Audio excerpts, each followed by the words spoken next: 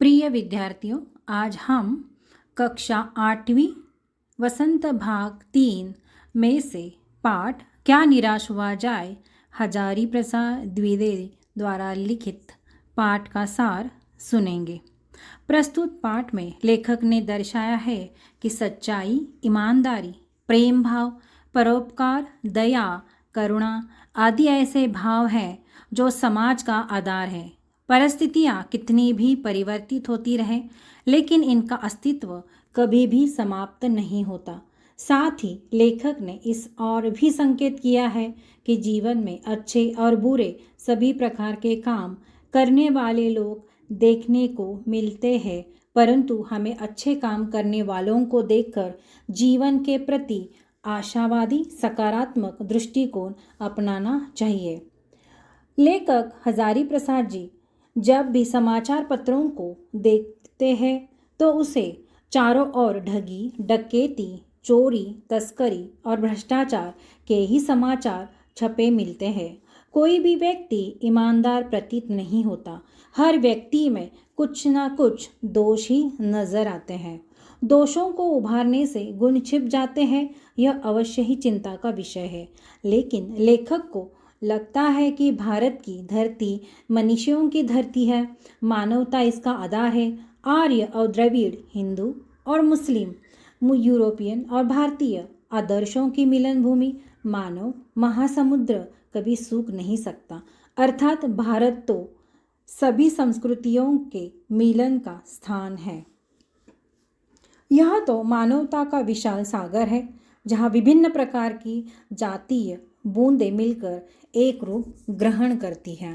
लेखक का मानना है कि आजकल के माहौल में ईमानदारी, सच्चाई, मेहनत आदि को भीरुता व बेबसी समझा जाने लगा है। इससे जीवन के महान मूल्यों के प्रति लोगों की आस्था डगमगाने लगी है। लेखक का मत ये है, उनके विचार ये है कि भारत में कभी भी भौतिक चीज़ों को महत्व नहीं दिया गया। मनुष्य के अंतर्मन के भावों को ही विशेष माना गया है।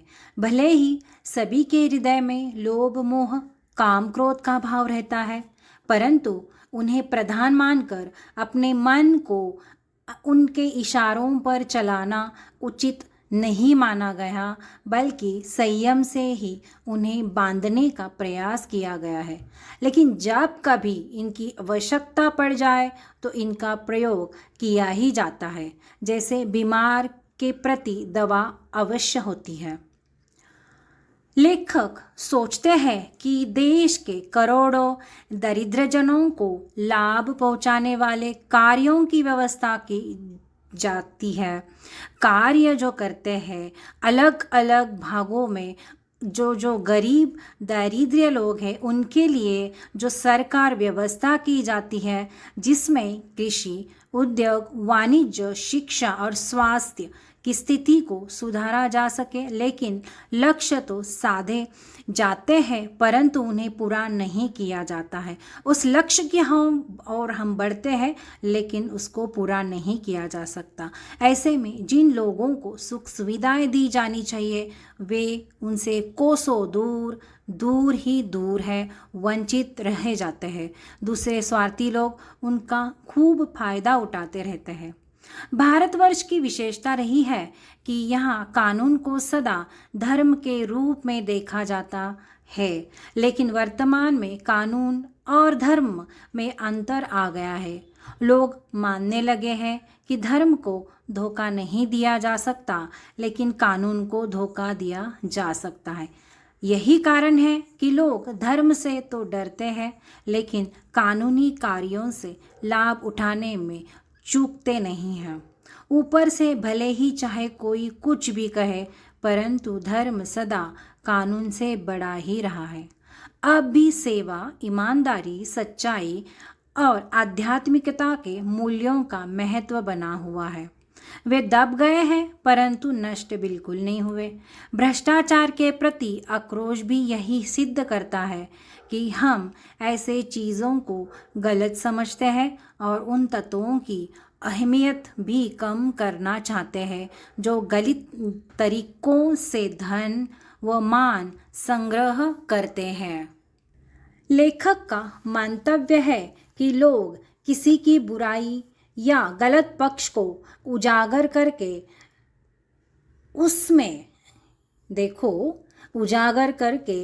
उसमें रस लेते हैं, अर्थात मज़ा लेते हैं।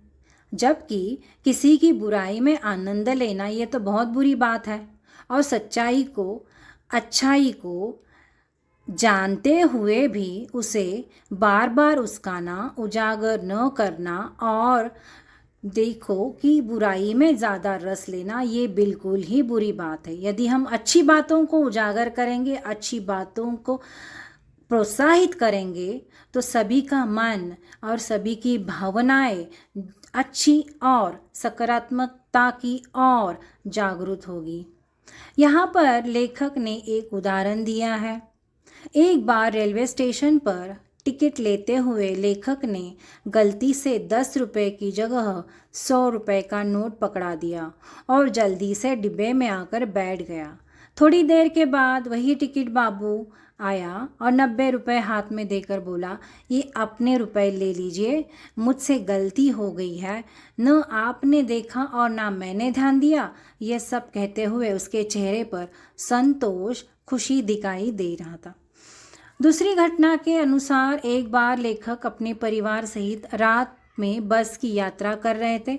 उनका अनुभव क्या रहा है, उनका उदाहरण भी दे दिया गया है। लेखक का मानना ये है कि कई बार जीवन में मैं फंस गया हूँ, ढगा भी गया हूँ, मैंने धोखा भी खाया है, कुछ विश्वासघात भी मेरे साथ हुआ है। लेकिन यदि जीवन में खुश रहना है, प्रसन्न रहना चाहते हैं, आशावान बनना चाहते हैं, तो केवल उन्हीं बातों का हिसाब मत रखो जिनमें धोखा खाया है। जो अच्छी बातें हैं उन बातों का भी हिसाब रखो, बल्कि ऐसे बातों को भी याद करो जब लोगों ने तुम्हारी जान बचाई है, सहायता की है। ऐसी बातों को भी आप याद रखो। चाहे संसार हो, भगवान हो या अनेक लेखक, लेखिकाएं, कवि, काव्यत्री, इन्हों यही कहना है, चाहे संसार में नुकसान उठाना पड़े, धोखा खाना पड़े, तो भी प्रभु मेरा विश्वास तुम पर सदा बना रहेगा, इसके बाद ही बना रहेगा। मेरा पूरा जीवन आपके स्मरण करता है। अंत में लेखक इस परिणाम पर पहुंचता है कि मनुष्य की बनाई नीतियां गलत नतीजे तक पहुंच रही है। इनमें बदलाव करना होगा और सही परिणामों का इंतज़ार करना होगा। इस तरह से आगे आत्मविश्वास बढ़ते हुए, सच्चाई की ओर बढ़ते हुए निराश होने की आवश्यकता बिल्कुल भी नहीं है। परिश्रम करने से अवश्य निराश के बादल छट जाएंगे और आशावादी विचार, भावना, आत्मविश्वास हमेशा बरकरार रहेगा। प्रिय विद्यार्थियों, पाठ का सार अगर आपको समझ में आया तो आप इस पाठ के प्रश्न उत्तर लिखने में बड़ी आसानी होगी और प्रश्न उत्तर बड़े आसानी से लिख पाओगे। धन्यवाद।